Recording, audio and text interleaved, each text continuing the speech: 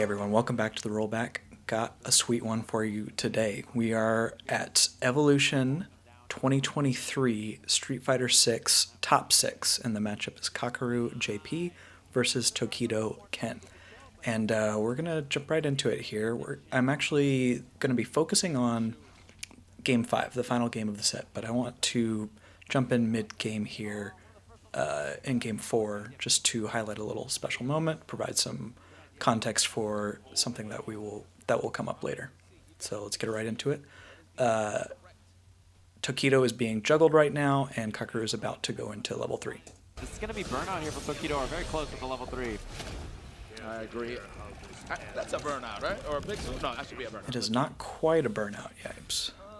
But Tokido is full screen, and he guesses on a parry here. Let's roll this back real quick. He has one chance at a parry here, hoping to save his drive meter with a possible perfect parry. He mistimes it, and that does land him in burnout.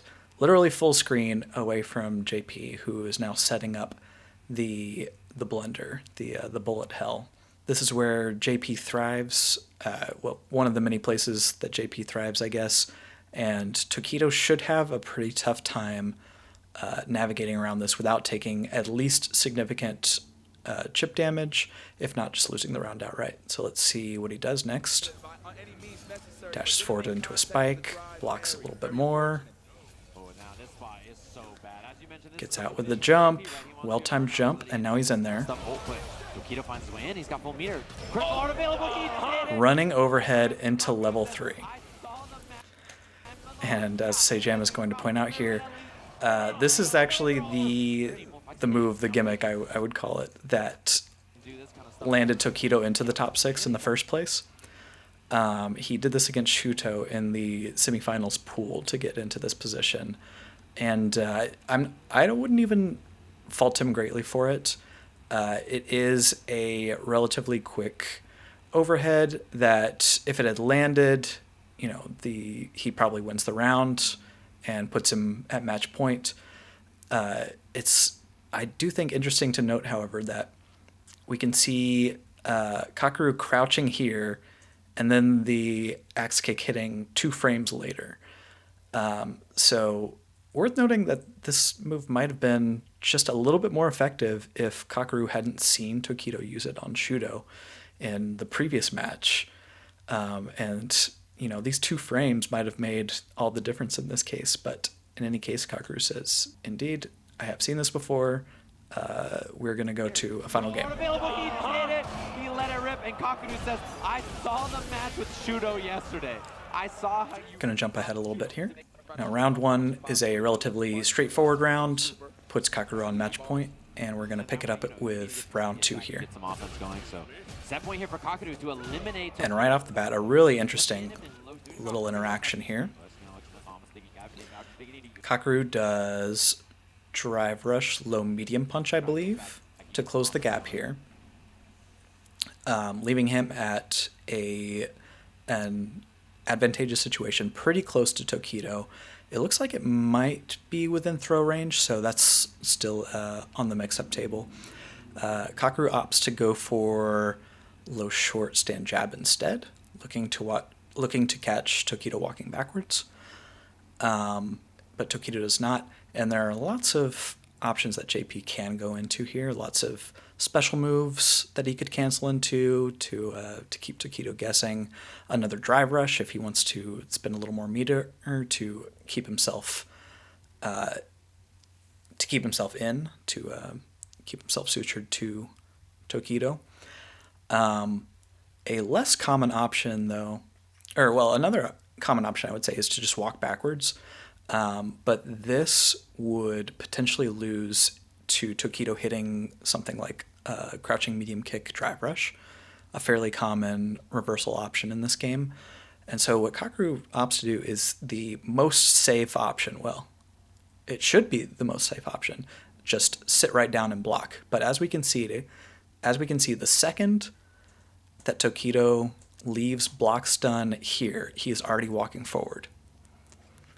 Reads the situation perfectly and just grabs Kakeru immediately.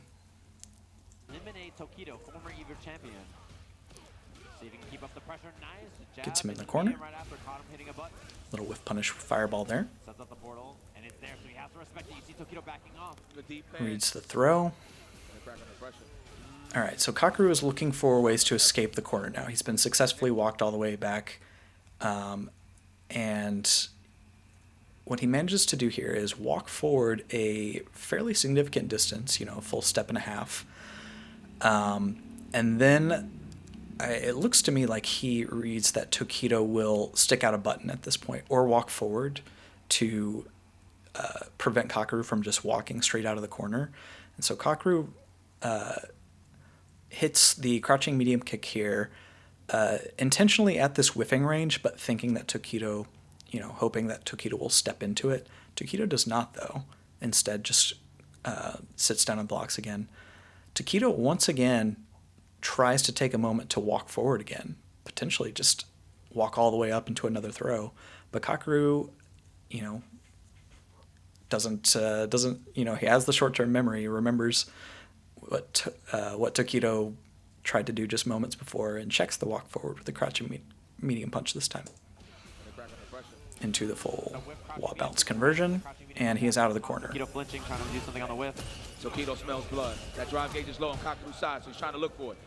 Just trying to move in there and make something happen. So that was the next layer of that little metagame. Let's see how it progresses from here. So how it progresses is we once again get a drive rush and a crouching medium kick. It connects this time on block. Once again, Kakeru is up close at an advantageous situation, but is well outside of throw range this time, I would say. Kakeru does the exact same follow-up as last time, thinking that Tokido will try to walk forward again. Tokido has just enough time here to try and jump forward and get caught out of the air by the crouching medium punch. Kakeru, again, does the exact same thing as last time, cancels into drive rush, but somewhere in the middle here, visually confirms that Tokido got hit out of the air and is therefore uncomboable. Stops the drive rush in its tracks with this stand medium punch, and so keeps himself safe and in a relatively advantageous situation. You know, he's plus a few frames here, I would say, after the stand jab completes, but he is burnt out, and should their positions reverse and Kakeru gets put in the corner, it could spell big trouble. He's not giving away anything for free, although the burnout's big now. Tokido has a chance if he can make it in. We'll have to see. Just because he's burnt out doesn't mean he doesn't have these great projectiles and buttons. All right. And so it comes to be. Kakeru maybe looking for fireball to jump forward here, maybe trying to react to a fireball. Sees the drive rush animation start up here and jumps forward and hits, I believe, jump medium kick here, which is not a cross-up button, and so therefore we can assume that he was not expecting Tokido to suddenly be behind him here. Was indeed trying to jump in on a fireball or something of the sort, and as a result is now in the corner and burnt out. This could easily spell the end of the round, but a really clutch with punish here. And a somewhat lucky one, I would say. Both players, you know, there's no way that Kakeru is reacting to the stand fierce here. There's just not enough time. So both players taking this opportunity to go for max range stand heavy punches. And so basically whoever hit theirs second was going to win here. And that just so happened to be Kakeru in this case. Instantly confirms into level 3 and gets him out of a potentially dire situation. He is going to have full meter afterwards, and Tokido will be once again full screen and burned out against JP. Backs up, tries to form a plan, and just survives by the skin of his teeth, the hairs of his chin. One of these idioms. Blocks out a couple of these things. Kakeru is just dumping his drive meter in the hopes of piling on as much chip damage as he can. This is a situation that Kakeru has been in so many times. This is where this is where he lives as JP. Tokido decides he doesn't want to eat that much more chip damage and goes for the jump. And Kakeru, once again, this is sort of his set play that he's hoping to achieve during most rounds. And this should be a fairly routine anti-air with the ground spike here. But maybe it was just, he was slightly off on the angle. I don't know if there's something like, evolution tournament nerves affecting decision-making inputs here. But had he input the medium or OD spike, it would have certainly caught Tokido and almost guaranteed the round and the match.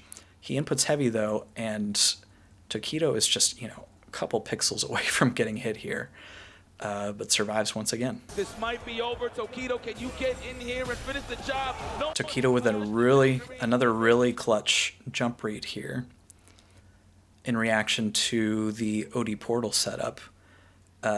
Kakeru decides that he does not have time to commit to the crouch heavy punch here, or else he would probably just get hit.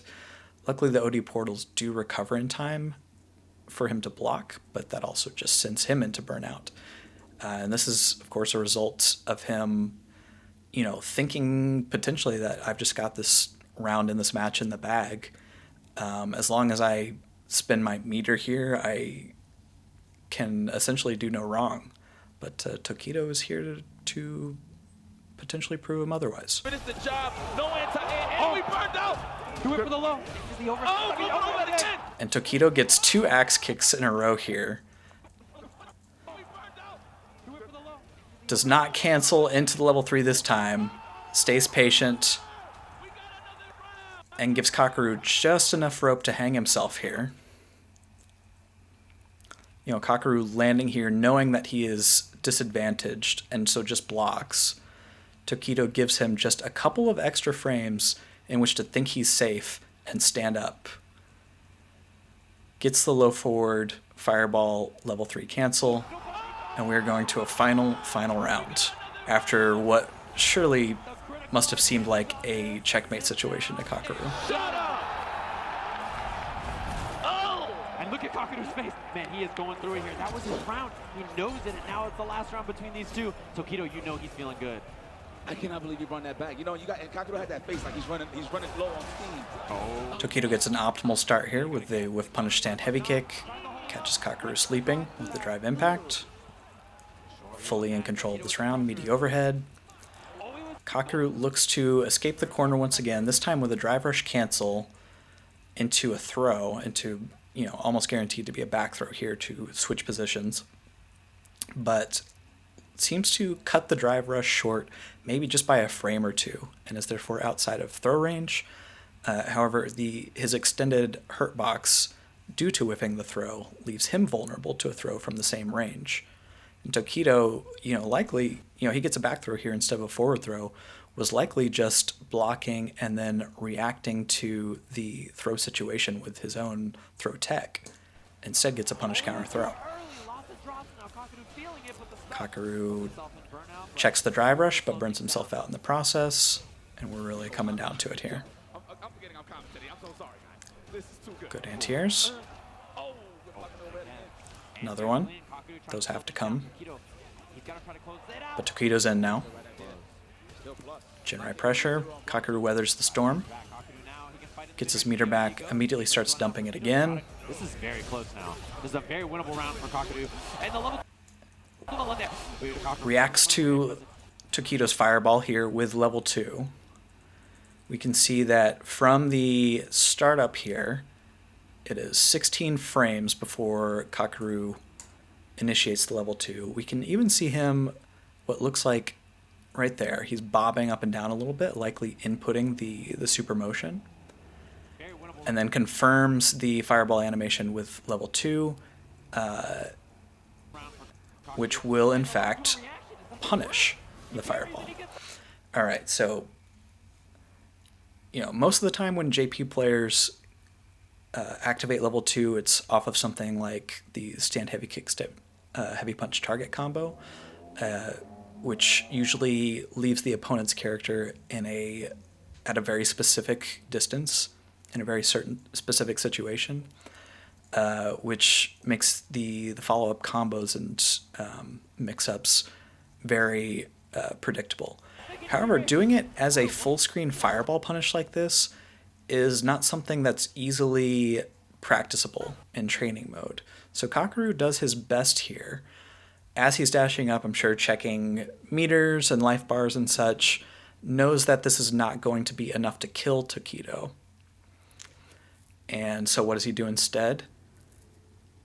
He goes for the target combo here. And then the rarely used overhead follow-up to the target combo, which Tokido is not ready for. Fully lands. And with the intention here of resetting him into, there's no follow-up after this overhead hit, but Kakeru is trying to open him up with the overhead and combo into the departure spike above him. And we can see that once again, it just barely misses, likely due to the long reaching animation here, pushing Ken forward significantly. Because right here, Ken is well within range of the spike hitting. But as JP moves forward, he pushes Ken forward and directly out of range of the spike. And so Tokido lives again somehow, using up, 4 or 5 of his 9 lives at this point. But it's not over yet by any means. Kakeru, trying to once again figure out what's going on in this scramble situation, hits the stand jab, it looks like he gets counter hit here. Tokido gets counter hit out of something. And once again, there are lots of options that JP can do here. He can follow it up with another stand jab or a light Strybog, either of which would just kill and end the match on the spot. However, he goes for the second stand jab and is just a little bit late due to the scrambly nature of the situation. Still not out of it yet, though. JP has lots of tricky follow-ups here. Kakeru opts for OD Strybog, which is, I think a pretty smart option, all things considered, given the scramble situation. If the second jab had hit, if the second jab had hit, then this would combo. If it's blocked and Tokido blocks the follow-up, then it would do a bunch of drive damage and leave Kakeru in an advantageous state once again. Tokido could try and hit a big button here and just get caught by the Strybog hitting first. So, yeah, pretty good decision-making overall by Kakeru. However, OD Strybog has a 19-frame startup, and Ken's level 1 super, while being vulnerable to projectiles, starts up in 7 frames.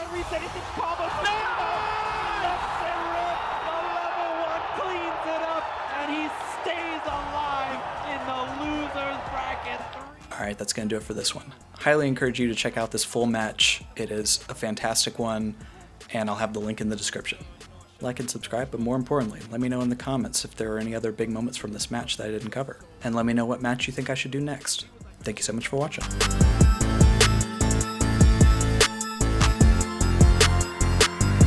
Perfect.